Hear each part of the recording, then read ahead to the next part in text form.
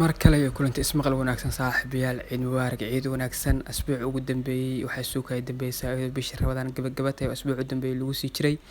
hadda asbuucan waxaan isku soo laabanaa anagoo waxa weeye afuran oo maalmihii ciid iyo farxadda ciid iyo damaashaadka ciid ku guda jirna ciid mubaarak baan leeyahay ciid wanaagsan kullu caam wa antum bikhair taqabbal Allahu minna wa minkum wa salih al a'mal inta haddaan ka sii gudbo casharkeena uu sii guda galo casharadeenii ugu dambeeyay waxaan soo qaadan labada cashar ugu dambeysay waxaan kaga hadlaynay qaybaha jirka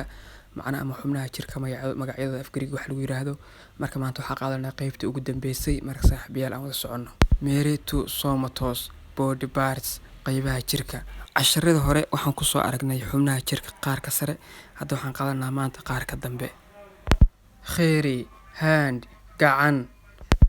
balami bam baabaco ama calaacal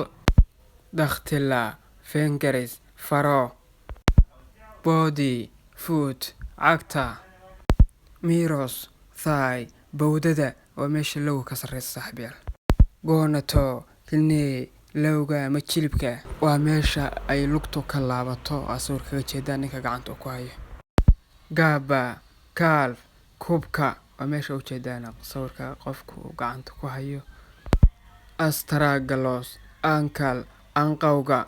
ama odayka boohista waa meeshaas sawirka kaga jeedaan khadka cas oo ku furan yahay oo badanaa 6 cm markii la xirto 6 cm ay gaarto kale ama la gaarsiiyo